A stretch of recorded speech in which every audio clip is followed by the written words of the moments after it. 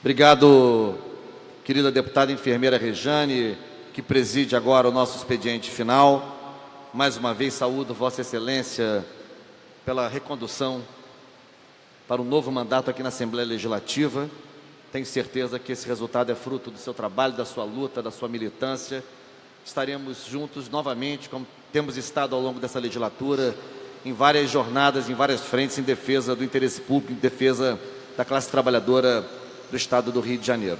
Eu quero, senhoras e senhores, você que nos assiste pela TV Alerj, nos segue pelas redes sociais, colegas da imprensa, deputado Dionísio Lins, enfim, servidoras e servidores, colegas de trabalho aqui da Assembleia Legislativa, eu quero voltar ao tema que abordei na sessão de ontem, quando discorri sobre o que considero como o principal desafio que está posto para a sociedade brasileira, especificamente no pleito para governador do Estado do Rio de Janeiro e para a presidência da República. E esse desafio eu sintetizei na bifurcação, na polarização ou na clivagem entre o polo da barbárie e do obscurantismo e o polo do humanismo e da democracia. Esse é o desafio de grande monta que está diante de nós.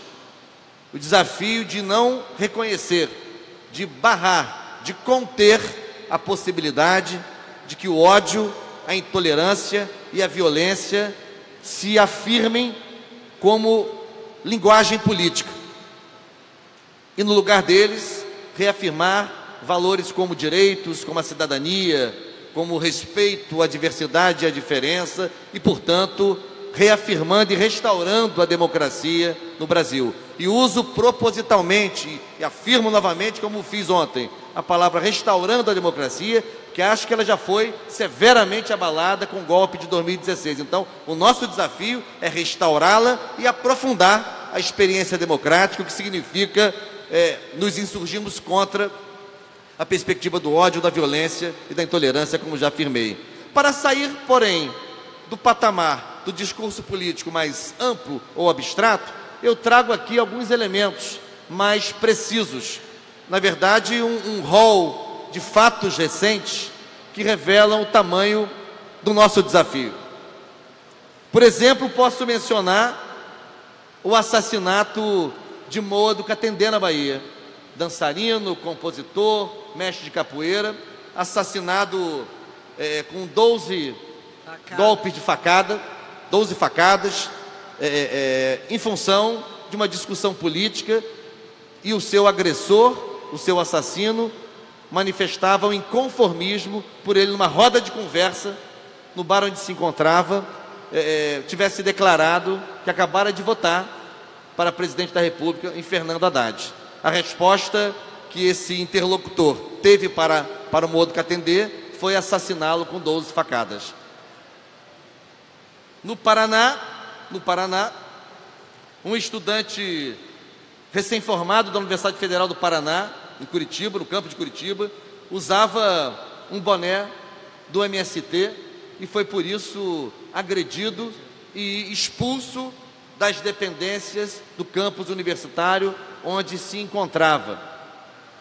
Em Pernambuco, uma jornalista acabara de sair da sessão eleitoral onde tinha ido votar e foi agredida por 2 homens, e Vossa Excelência agora há pouco na tribuna fazia menção à violência contra as mulheres e ao feminicídio, crime inclusive já tipificado no Código Penal.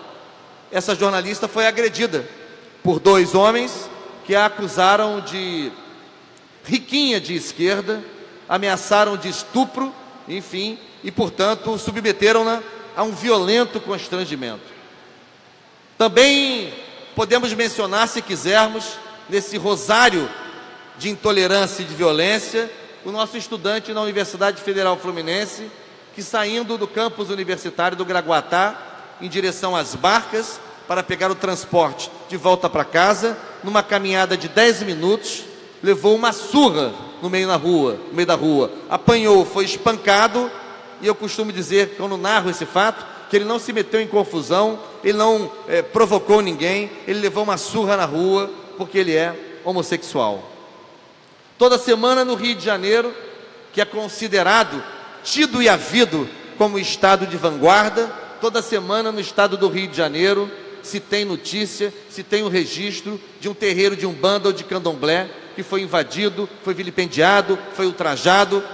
Se fosse com uma igreja católica, seria gravíssimo também, é claro. Se fosse com um templo neopentecostal, seria gravíssimo também. Se fosse com uma sinagoga judaica, seria gravíssimo também. Mas só acontece com templos religiosos de matriz africana. Ou seja, um conjunto de atitudes, um conjunto de atos que revelam uma atmosfera, revelam um ambiente, um clima de faca no ar, deputado Dionísio Lins. E é isso que me parece ser o grande desafio da vida brasileira, da sociedade brasileira, da democracia, da combalida democracia brasileira no atual período. Nós não podemos admitir que prevaleçam o ódio, a intolerância e a violência como instrumentos, como meios de realização da prática política. As relações entre as pessoas, inclusive no campo da política, devem ser mediadas e balizadas por valores humanistas e valores, sobretudo, de respeito aos direitos e de respeito à diferença. Por isso, eu quero aqui, de novo, mencionar a importância de socializarmos essa reflexão. Na eleição para presidente da República, essa polarização está clara. E eu não quero ficar falando do lado que enfrento. Eu quero ficar falando, deputada enfermeira Rejane, do lado que defendo. E defendo de maneira muito clara a perspectiva da cidadania, a perspectiva da inclusão dos mais pobres, a perspectiva do combate à desigualdade, a perspectiva do alargamento dos direitos, que está claramente representada na proposta liderada pelo professor Fernando Haddad, meu colega professor da Universidade de São Paulo, que tem como companheira de chapa a ex-deputada Manuela, do PCdoB do Rio Grande do Sul. Por isso, quero aqui lembrar os avanços que foram produzidos, por exemplo, no que diz respeito à sextuplicação, eu repito, multiplicação por 6 do número de escolas técnicas federais do Brasil, do aumento significativo das oportunidades para jovens terem um horizonte de formação profissional de alto nível, com ampliação das unidades, dos campi, dos polos, dos institutos federais de educação, ciência e tecnologia em todo o Brasil. Quero lembrar da ampliação, o aumento de mais que o dobro, partindo de 3 milhões em dezembro de 2002, atingindo mais de 7 milhões de estudantes matriculados no ensino superior, o que ainda é muito pouco, eu reconheço, no Brasil, mas ainda assim foi um aumento extraordinário, num curto intervalo de tempo, seja em função da ampliação de vagas na rede federal de ensino superior, seja em função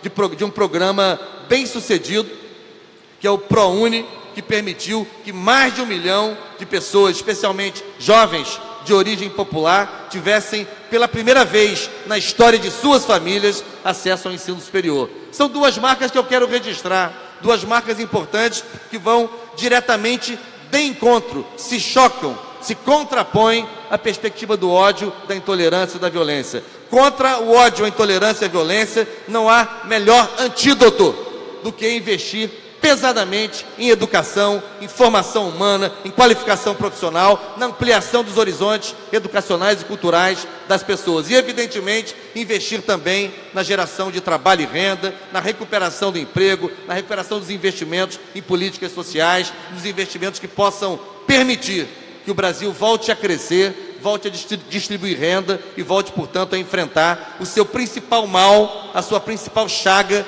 que segue sendo a desigualdade social e econômica, a desigualdade regional, a desigualdade racial, a desigualdade de gênero, enfim. Essa é a nossa principal chaga, esse continua sendo o nosso principal problema, e ele não será enfrentado colocando-se uma arma na mão de cada pessoa, ele não será enfrentado com a ruptura do Estado Democrático de Direito, ele não será enfrentado com desrespeito aos direitos humanos, ele não será enfrentado no tapa, na porrada, na violência. Ele só poderá ser enfrentado com a reafirmação da democracia, com a reafirmação de valores humanistas, com a reafirmação dos investimentos em políticas sociais. Por isso eu quero aqui mencionar de novo o tamanho do nosso desafio.